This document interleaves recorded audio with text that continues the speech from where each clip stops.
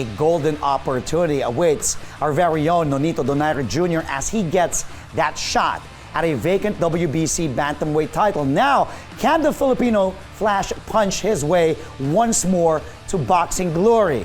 Let's find out. Joining us right now to go all out on this story is the man himself. There he is, 4-division boxing world champion, joining us all the way from the U.S., Nonito Donaire Junior. I always love saying that, the Filipino Flash. Welcome back to Sports Desk, champ. Thank you for having me. Thank you for your time. Thank you, Rachel, for setting this one up again. Champ, first of all, how are you doing now? Are you currently in training? Right now, I'm currently training, and I'm also training at the fighters. But you know, I'm starting to focus into my own training because of the mandatory for the WBC title.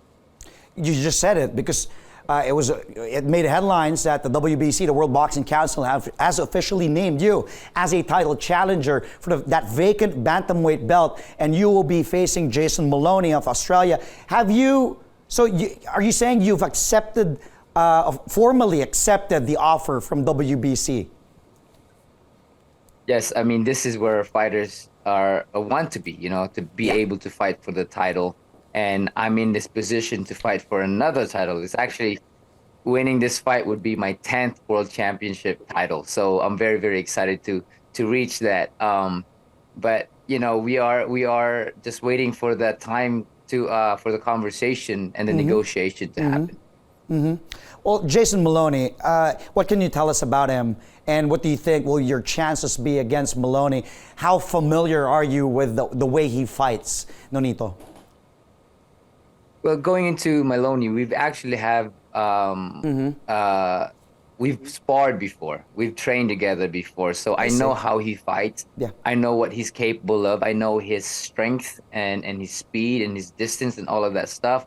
And although sparring and fighting is different, but I am very, very confident of beating Maloney.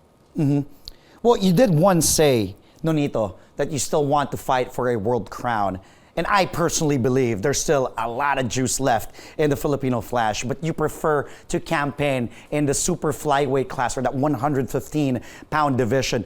So are you still pursuing that particular division, the 115 class, Nonito? There is a possibility of that after the fact that, my first priority right now is getting this title in the bantamweight. The reason I'm going down for the super flyweight is because I want to make sure that I'm not, I want to be able to be called the 5-division world champion rather than the 4-division world champion. Okay, and yeah, well, I believe so na kahit naman sa flyweight or dito dun sa bantamweight, tingin ko pasok na pasok pa rin si Filipino Flash. It just really depends on which is there. And right now, it's that vacant bantamweight title that we have to face, diba? Whatever's in front of us. Any other boxer that you prefer to fight? Is there a particular boxer that you still prefer to fight in this illustrious career of yours? Wala naman. Sa akin lang, gusto ko lang makuha ko yung undisputed title. Kasi yun lang talagang, that's the only thing I have not accomplished in boxing, is to be called the undisputed champion of the world. I've been unified champion, multi-divisional world champion, and multiple world champion at that. So for me, the only thing na hindi ko nakuha is to become the undisputed champion of the world. Yeah. Well, your wife Rachel, who's there, who's always been by your side, she's there right now. She's a certified Taekwondo champion. I also remember interviewing her back then.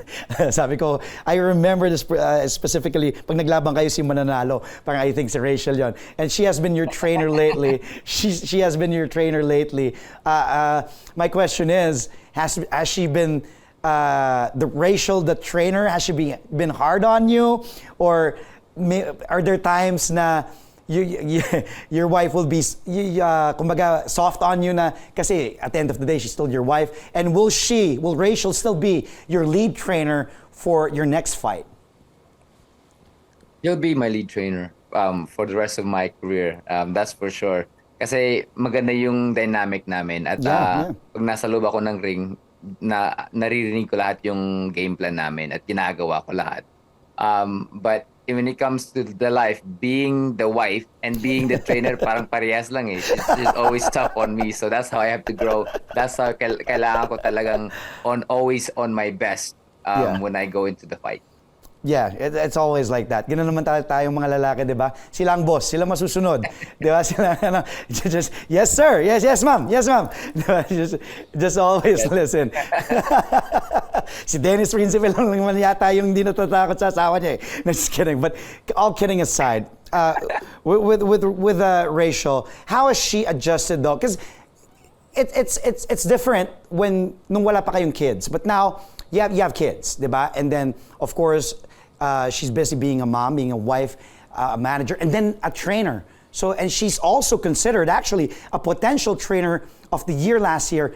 How has she been able to juggle all of that and still be able to be on top of her game in being a mom, being a wife, being a trainer, and all the things that she does? This is why women are so powerful kasi they can do so much things at the same time. Tayo mga lalaki talagang one mind, one path lang tayo eh. So with the women, they can do a lot of things. They can juggle really well with many things from kids to work to to management to being a trainer and being a wife and kahit lahat kuwang-kuha niya, and she's very very good at managing our time and creating the right path for all of us to accomplish what we need to do in our daily lives. Yeah, di ba? Yung kasabihan nga nila na behind every man's success, di ba, is a great, strong, powerful woman, and then this is the perfect kumbaga example of it. Now let's go back to that super flyweight. That division, that 115 class. The current kingpin there is Juan Francisco Estrada, and Roman Chocolatito is still there. Who do you prefer to fight if given a choice, given a chance to choose, Nonito? Sa akin lang, I want to fight the champion. Kung sino man yung champion, if it was Chocolatito, ngayon ang champion ay si Gallo Estrada. So yan that's the person that I want to fight. That's the one I'm pursuing if I am to go down to the super flyweight. Ano yung mas gusto mo i-unify? Which one do you prefer? The bantamweight or yung super flyweight, or maybe both? Sa super flyweight, parang one time lang ako dun. Gusto ko lang talaga makuha yung 5 division, and then I can move up in weight and try to conquer the division fully. Yeah.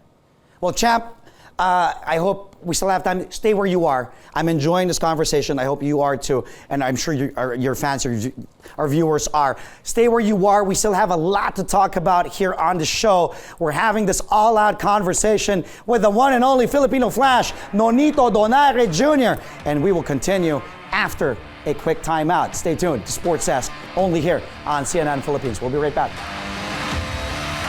Meanwhile, let's get back to the boxing ring. We still have with us today on the show our guest, Filipino Flash, Nonito Donaire Junior, 4-division boxing world champ, is getting a shot at that vacant WBC Bantamweight belt. Flash, have you started negotiating, or have you spoken or met with the Maloney camp?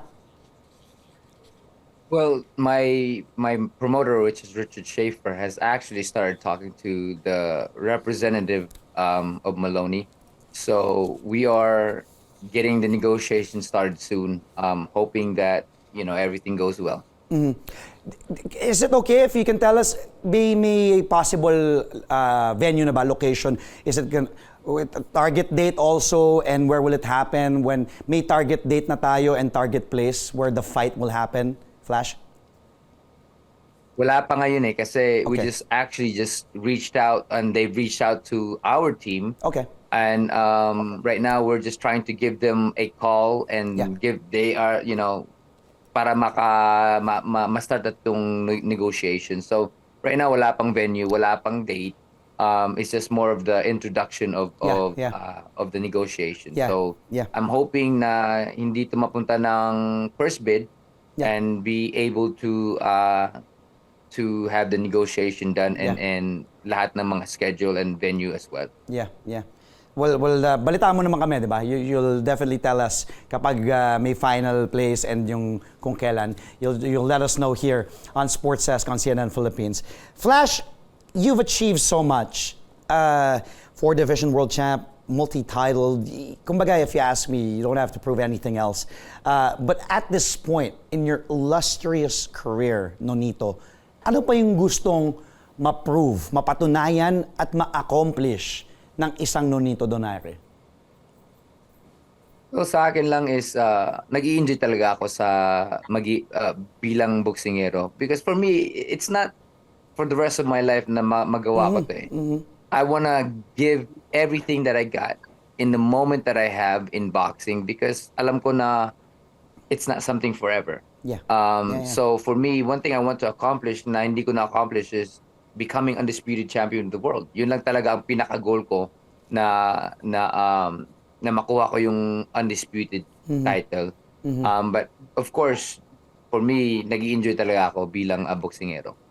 How would you like Nonito Donaire to be remembered in the sport of boxing?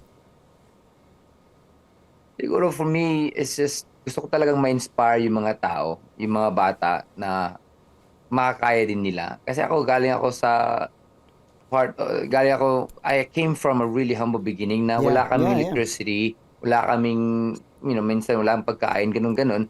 And, of course, I may not have it as hard as other people, but I did start off at a humble beginning, and gusto ko talagang maibigay sa mga tao na makakaya din nila kung gusto nila.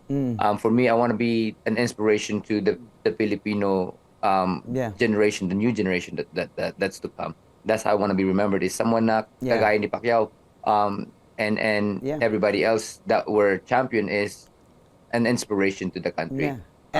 But of course, for me, gusto ko din na malaman nila na I've always been fair. Well, I've always I'm always been a drug-free person na I was the only one na ng 24/7, 365 a year.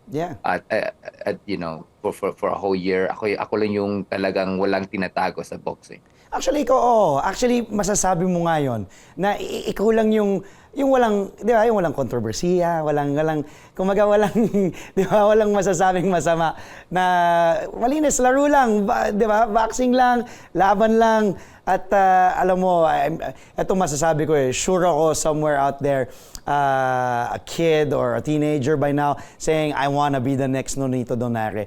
Now, is there a chance for you to fight in front of a hometown crowd here in the Philippines? Kasi yun ang gustong-gustong makita. Ako personally, I want to see that. Your fans want to see that. Is there a chance na pwedeng mangyari yun, Nonito? There's a possibility, kasi meron naman kami mga ibang promoter na gusto nilang mangyari yun. At ako, gusto ko talagang nasa harap ako, nasa mga tao. At enjoy ako. I fought there mga 3 or 4 times sa Pilipinas, at lahat ng every time we love the experience, and we enjoy the experience, and we give to the people na nag-enjoy din sila. Eto, may pa phone in question. Ano daw mas potent? I hope Rachel's listening. Which is more potent? Nonito Donaire's left hook or Rachel Donaire's front kick? Wala akong let's make it a side kick, no? Yung every kick that she does is actually pretty potent. So wala akong masabi. I know yung left hook ko ay malakas. Oo, naman. When it comes to kick, ibang storya na 'yon. We're just having fun now as part of this conversation. How are your kids, by the way? Geraldine, Logan, as we're seeing photos of you, we're flashing photos of your family, your kids. Are they into sports? And what sports are they into? They love sports. Yung panganay ko si Jarel, he loves sports. Silang dalawa I train them for boxing, then she trains them for taekwondo. Pero ang pinaka gustong-gusto nila yung jiu-jitsu. Sabi ko, wala akong may tulong sa inyo dyan sa jiu-jitsu. Kasi wala akong alam sa jiu-jitsu. So, but they enjoy it thoroughly. They love the sports, but they're very smart. They're both straight A students. At saka yung pangalay ko ay